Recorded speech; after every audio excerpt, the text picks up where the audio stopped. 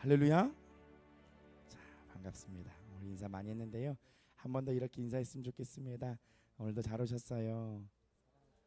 사랑하고 축복합니다. 예, 사모님 화면. 예, 다시 한번 인사하겠습니다. 사랑합니다. 당신은 주님의 것입니다. 예. 아,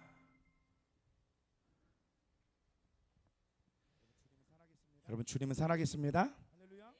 할렐루야. 다시금 믿음의 길 걸어갑시다.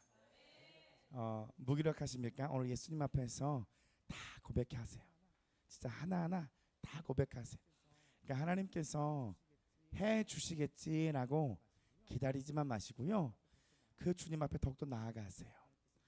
하나님께서 해 주시겠지 하는 영역에서는 하나님이 이미 해 주셨어요. 십자가를 우리에게 주셨고요. 우리를 교회로 발걸음을 인도해 주셨어요. 이제는 여러분의 마음을 주님 앞에 두면서 나가시면 됩니다. 오늘은 요한계시록 14장 14절에서 20절 말씀입니다. 요한계시록 14장 14절에서 20절 말씀입니다. 다 찾으셨나요? 한 절씩 교독하겠습니다.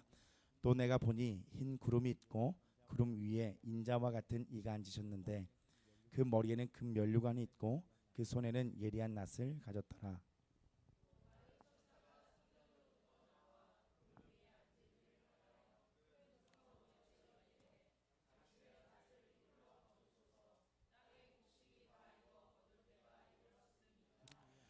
구름 위에 앉으신 이가 낫을 땅에 두르매 땅의 곡식이 거두어지니라.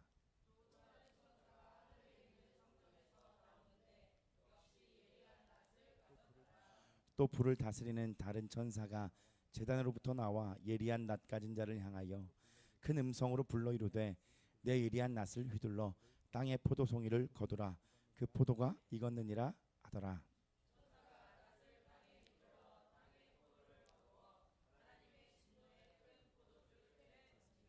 같이 했습니다. 시작. 성 밖에서 그 틀이 밝히니 틀에서 피가 나서 말 굴레까지 닿았고 1600 스타디온에 퍼졌더라. 아멘.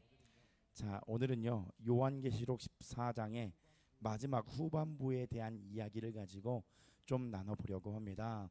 요한계시록 31번째 시간, 여러분 하나님을 찾는 자들에게, 그 앞에 나가는 자들에게는요 반드시 회복이 있을 줄 믿습니다.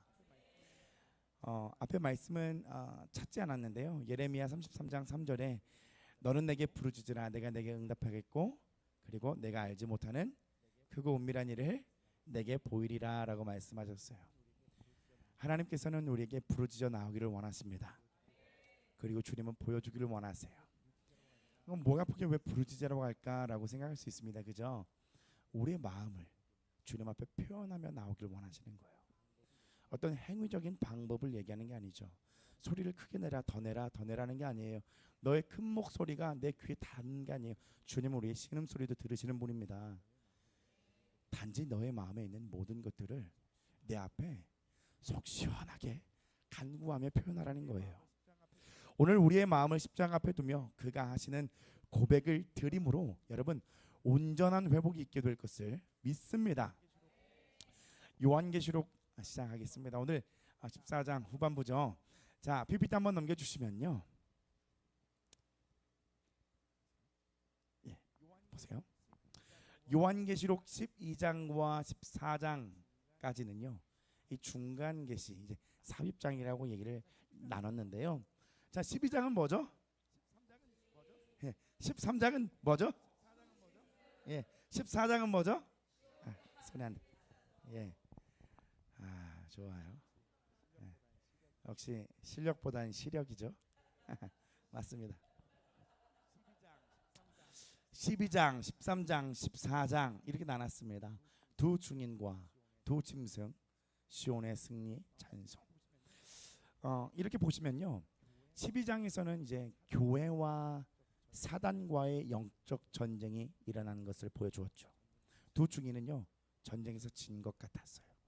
그리고 사탄은 승리한 것 같아 보였지만 이 두 증인은 다시 부활해 살아났습니다.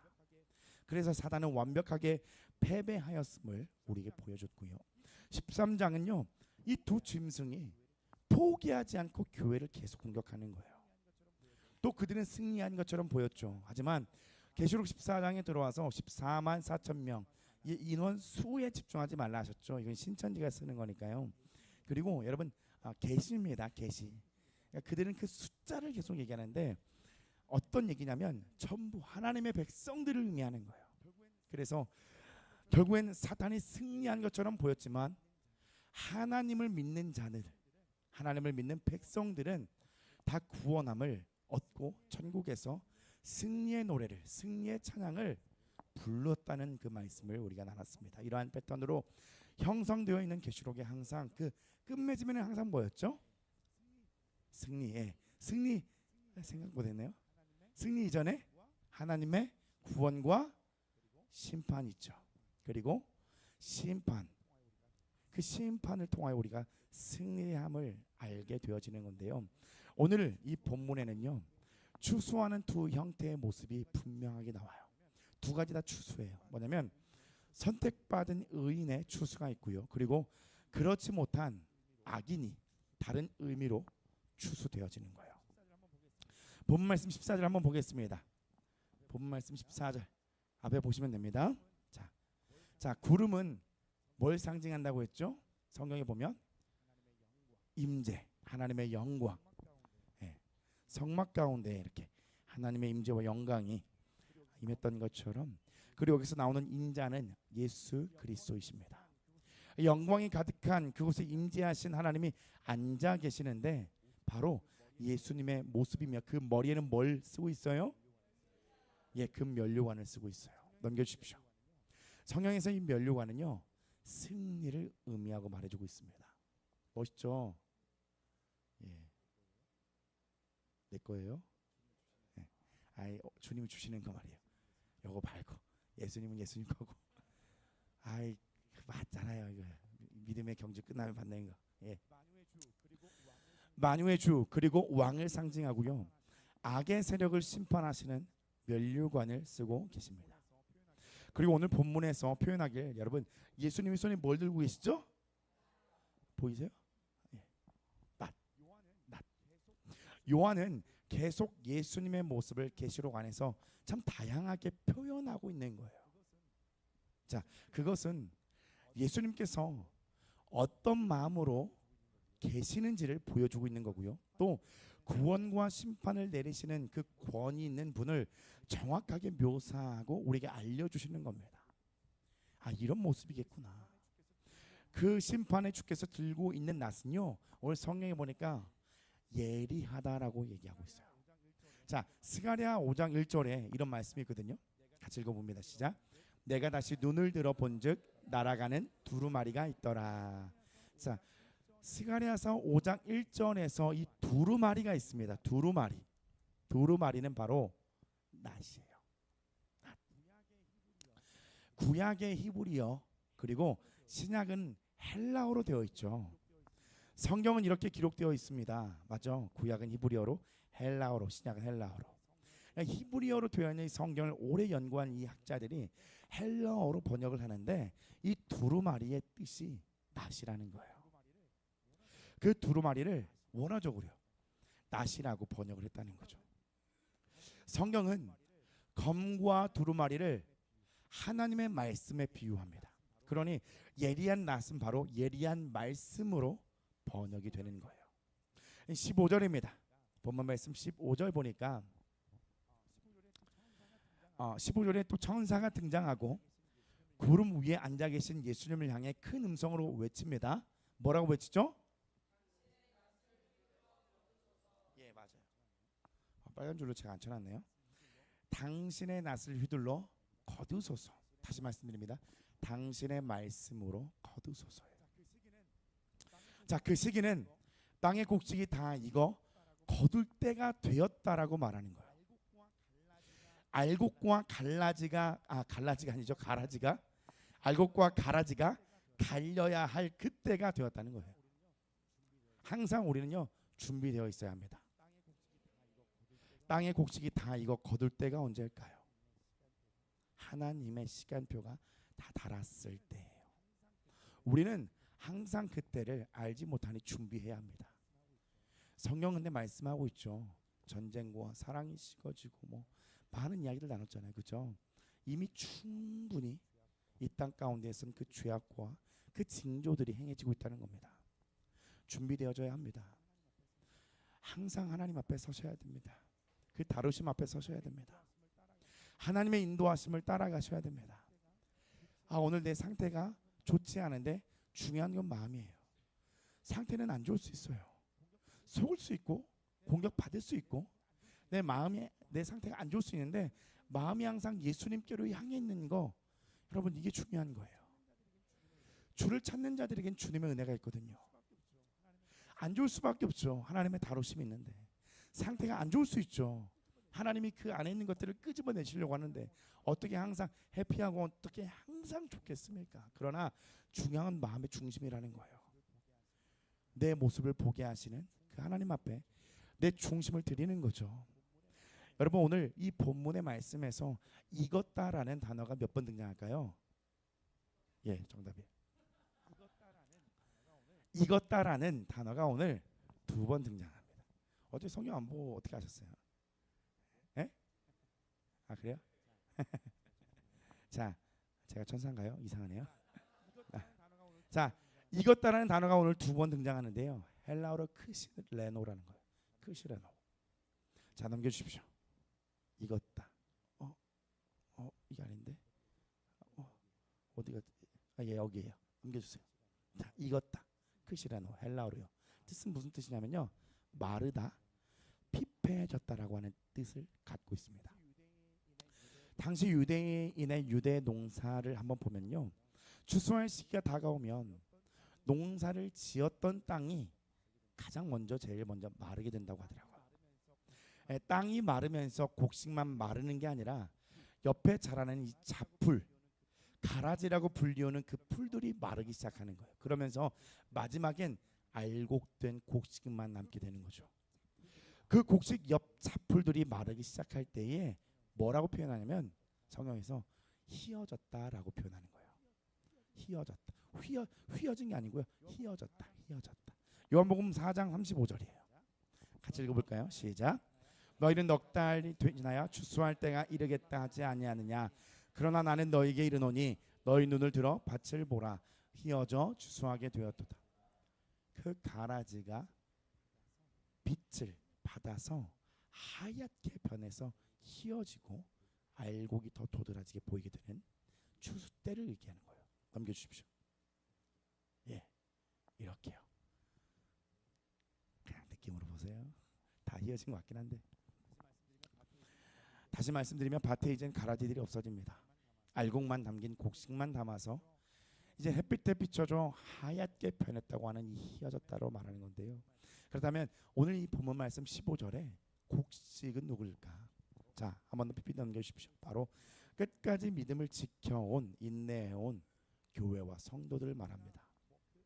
우리가 뭐 그 마지막에 추수에 어떤 뭐 정확하게 이때다 저때다 얘기할 수는 없지만 이 믿음을 지키기 위해 말씀을 붙들고 인내해온 그 성도들이라는 거죠. 자, 본문 말씀 16절 한번 보겠습니다. 자, 그리고 여기서 뭐라고 나와 있죠? 노란색에 휘두름에, 휘두름에 나와 있죠. 이제 가라지는 다 없어지게 되고 알곡된 남은 성도들을 예수님께서 예리한 낫 하나님의 말씀으로 거둔다는 거예요. 그러니까 가라지는 끝이 났고요. 추수가 되었어요. 안 좋은 의미로요. 그리고 좋은 의미로 또 알곡은 또 추수가 되어지는 겁니다. 예수님께서 예리한 낫 말씀으로 거두신다는 거예요. 구원하신다는 말씀인 거예요. 자, 그래서 이 16절에 휘두르메라는 단어의 원어를 살펴보면 휘두르메, 땅의 휘두르메가 뭐냐면 던져짐이에요. 던져졌다. 예수님께서 말씀을 땅에 던지시는 거예요. 예수님의 그 뜻을 던지시는 거죠. 구원과 심판의 그 공의를 던지시는 거죠. 그리고 살리시는 말씀도 던져지는 거죠. 수없이 하나님의 심판을 이 땅 가운데 보내주셨을 때에 보여주셨을 때에 하나님의 의도는 구원이었어요. 그들을 멸망케 하고자 하는 의도가 아니라 구원하게 하길 원하는 하나님의 뜻이었어요. 그 강력한 말씀을 던졌을 때에 받아들이는 자는 알곡된 자고 또 그는 구원을 받게 될 거예요. 근데 똑같습니다. 예수 그리스도의 그 말씀이 선포되어졌을 때에 성령을 통하여 나에게 들어온 그 말씀 붙잡는 자는요, 우리 가운데 구원을 받게 되는 거예요. 그러나 그 말씀을 듣길 원치 않고요, 내 안에 심길 원치 않고요, 그리고 관리하지 않는 이 밭이 무너진 자들은요, 길가밭 그리고 돌짝밭 가지밭 그대로 두는 자들은요, 결국엔 열매를 맺지 못하고 구원을 이루어가지 못하는 자들이 된다는 거예요. 여러분, 오늘도 내 마음의 밭을 기경해 나가시고요, 분별하셔야 됩니다. 여기서 말씀드리는 것은요, 단순히 성경의 말씀을 듣고 지식을 쌓아가는 것을 말하지 않는 거예요. 이 시대가 성경의 호세아서는 내 백성이 지식이 없어 망한다고 말씀하고 있지만, 이 시대가요, 지금 지식이 부족해서 망하는 시대가 아니라요, 지식으로만 쌓아서 문제가 되는 시대인 거예요. 순종이 없죠. 이 말씀을 내 안에 품고 순종하며 십자가의 길을 걷고자 하는 자들이 되어야 하는데, 아는 것이 구원이라고 생각하는 사람들이 있다는 거예요. 절대 열매를 맺지 못합니다. 하나님과 상관없는 자예요. 여러분, 말씀 되신 예수님을 믿고 섬기는 그 자세와 태도가 필요한 겁니다. 우리에게 낮은 마음이 필요해요. 주님, 나에게 말씀하소서. 내가 듣겠습니다. 순종하겠습니다. 오늘도 주의 말씀을 붙들고 내가 싸워나가겠습니다. 그 걸음을 하는 자들, 마음을 주님께 두는 자들은요, 하나님의 구원이 임할 거예요. 근데 가라지는요, 알곡 사이에 같이 있지만 분별할 줄 몰라서 그냥 죽어지게 되는 거예요. PPT를 한번 넘겨주시면요, 말씀이 던져진다는 것은 뭐냐면 정말 우리에게 있어서 고름을 짜내는 것과 같은 거예요. 내 머리의 신앙은 좋지 않은 의미로 얘기를 하면 뭐냐면 괜찮아요. 난 나름 괜찮아 보여요. 문제 없어 보여요. 그러나 이 말씀이 머리에서 내 가슴으로 내려오며 이 말씀이 나를 찔러 쪼개기 시작할 때에 바세와 분리되어져야 할 것들을 보게 되어진다면 고통의 시간이 따라오죠. 정말 괴롭죠. 그러나 반드시 이 시간은 우리에게 필요한 거라는 거예요. 그냥 힘든 일, 힘든 시간이라고 말하지 않고요, 그 고난 가운데 예수님의 말씀으로 깎이는, 주님께서 나에게 주신 고난이 진짜 고난이 되어지는 그 은혜를 맛보셔야 된다는 거예요. 돌아보면 우리 인생 가운데 여러분 고난이 있죠. 큰 고난도 있고 작은 고난도 있죠. 그것이 나에게 어떤 유익이 되었냐는 거예요. 고난은 유익이죠. 아멘. 고난은 유익이다. 네. 고난은 유익인데 어떠한 유익이 되었냐는 거예요. 그냥 힘들었던 일, 정말 안 좋았던 일, 생각하고 싶지 않은 일, 그런 일, 거기서만 끝날 것이냐, 아니면 그 모든 걸음이 하나님이 나를 다루셨던 하나하나의 나에게 있어서 귀한 자산이 되냐, 그건 우리 마음가짐에 따라 선택되어지는 겁니다.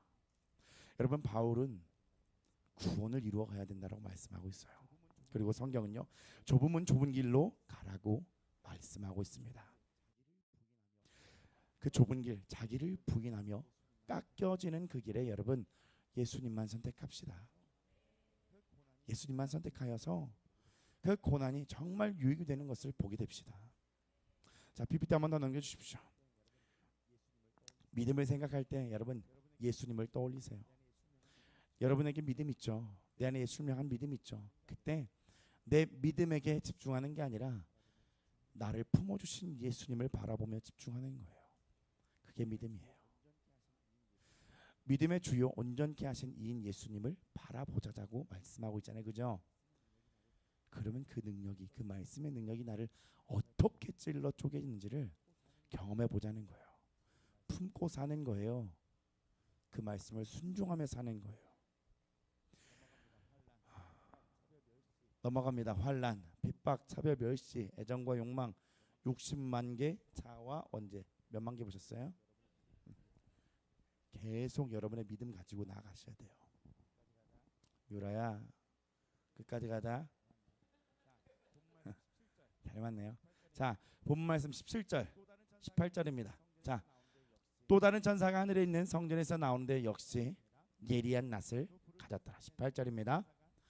또 불을 다스리는 다른 천사가 제단으로부터 나와 예리한 낯 가진 자를 향하여 큰 음성으로 불러 이르되 내 예리한 낯을 휘둘러 땅에 포도송이를 거두라. 그 포도가 익었느니라 하더라.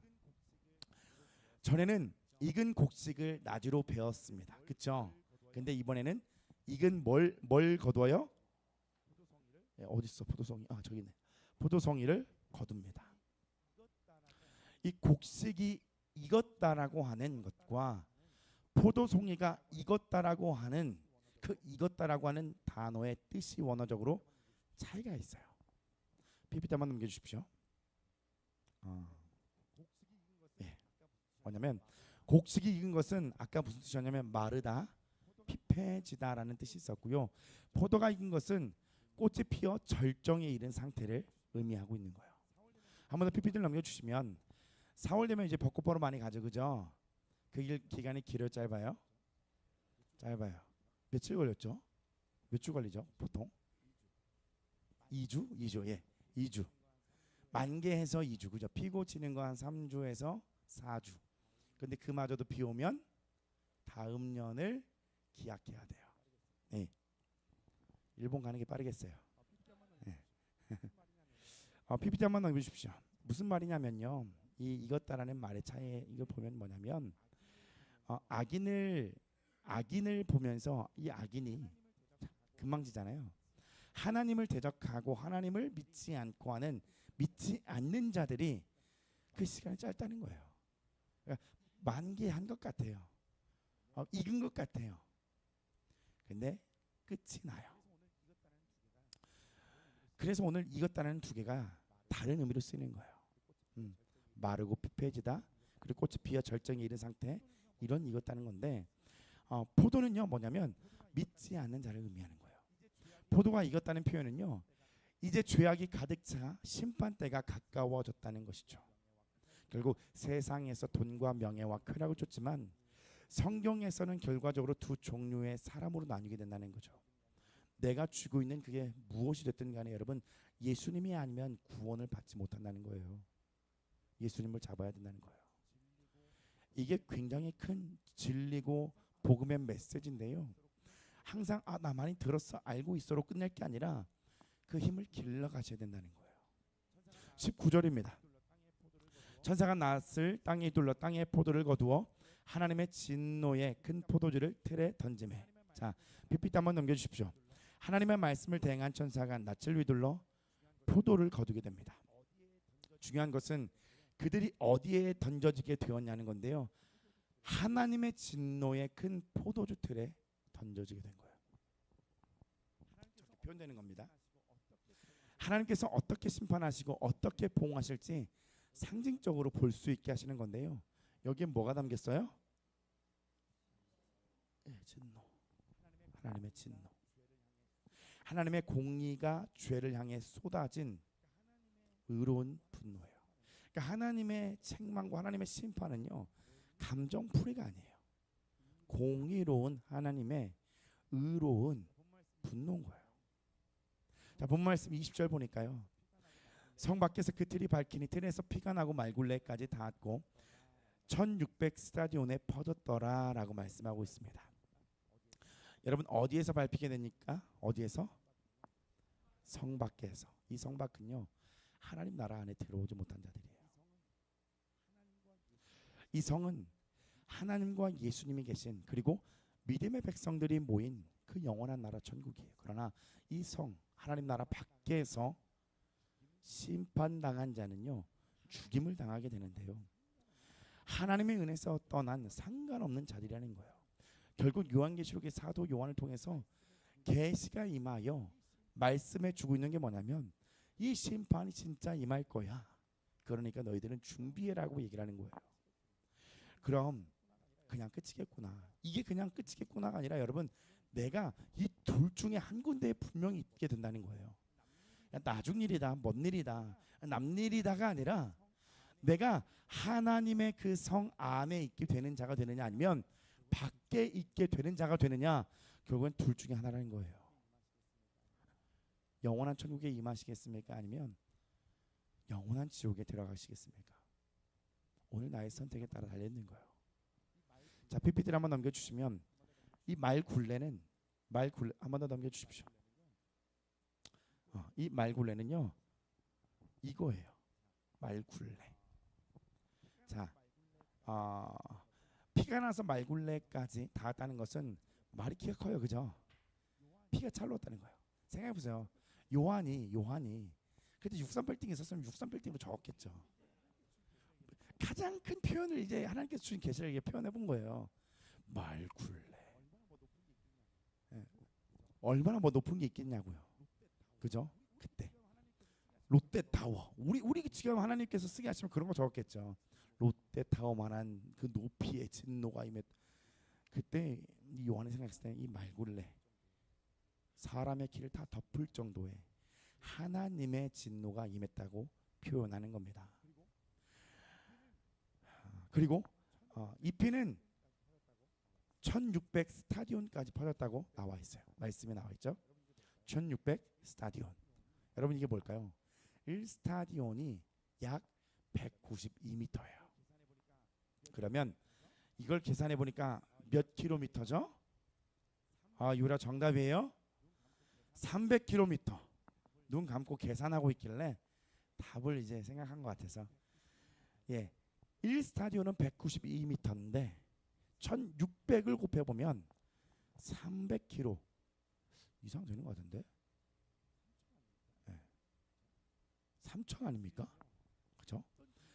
이 길이는요, 어떤 길이냐면요, 이스라엘 남단에 있는 애굽 국경에서 북쪽 시리아 국경까지, 그러니까 어마어마한 지역을 말하는 범위예요.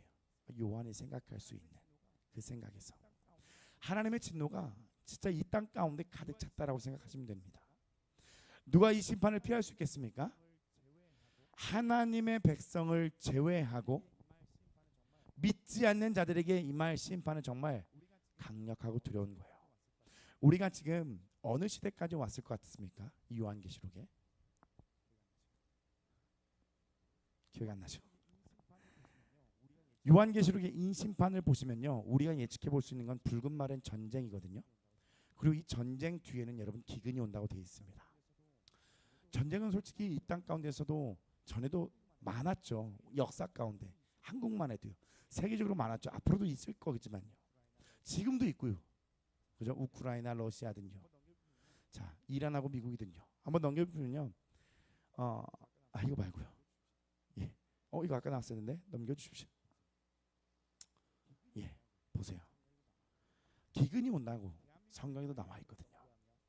대한민국의 IMF를 경고하며 은행의 부동산 어려움 이런 이야기가 나와요. 그러나 우리가 피부에 닿지 않으니까 별로 관심하고 있지 않은데, 충분히 성경에서 말씀하고 있는 일들이 보일 수 있다라는 거예요. 이거다, 분명히 이거다라고 여러분 조장하고 우리가 막 선동하는 게 아니고요. 우리가 뭐라고 생각하냐면요, 맞아요. 주님께서 주시는 시대를 분별할 수 있는 사인을 읽을 수 있는 영적인 눈이 필요하다는 거예요. 우리의 인생 근심, 걱정, 두려움을 겪을 만한 일이 너무나 많지만요, 다시 예수 그리스도의 십자가를 붙들고 가셔야 되는 거예요. 예수님께서 가실 그 길 끝에 누가 우리를 기다리고 계십니까? 예수님이 기다리고 계시기 때문이에요. 한번 더 넘겨주십시오. 고물가, 고금리, 소비뚝, 경기 침체, 이런 일들이 이제 매스컴을 통해서 우리에게 알려지잖아요. 100원 오르면 지장이 없죠. 1000원 오르면 지장이 없죠. 그러나 붕괴된 나라들을 한번 보십시오. 경제가 파탄난 나라들을 한번 생각해 보세요. 베네수엘라, 터키, 예전에 나눴죠. 우리도 그런 나라에 동참되어질 수도 있다는 거예요. 밀가루가 없는 나라가 될 수 있다는 거예요. 전기가 끊어질 수 있는 나라가 될 수 있다는 거예요. 근데 이게요, 성경에도 기근이라는 부분을 적어놓았다는 거예요. 그럼 우리가 한 번쯤 생각해 볼 수 있는 게 뭐냐면, 더 준비해야 될 때구나. 이런 것들이 보일 때 여기에 휩쓸리는 것이 아니라 더 준비되어야 된다. 여러분 이렇게 생각하셔야 된다는 거예요. 지금 무엇보다 중요한 건 여러분 우리의 삶의 어떠한 상황이 아니에요. 내 영혼의 결정이에요. 알곡은 더욱 알곡될 거고요. 가라지는 더욱더 가라지가 될 거예요. 절대 여러분 이 길을 포기하지 마십시오. 오늘도 달려가셔야 됩니다. 하나님을 위한 근심으로 신앙 고민하고 계신 거 너무나 좋습니다. 오늘 주님 앞에 여러분 다 토해내십시오. 회개하고 십자가 붙들고 다시 주님 앞에 나아가십시오. 그것이 여러분 하나님이 우리에게 구원을 이루어가게 하실 하나님의 귀한 우리의 대로를 열어주시는 그런 고난이 그런 일들이 될 줄 믿습니다. 우리 같이 기도하겠습니다.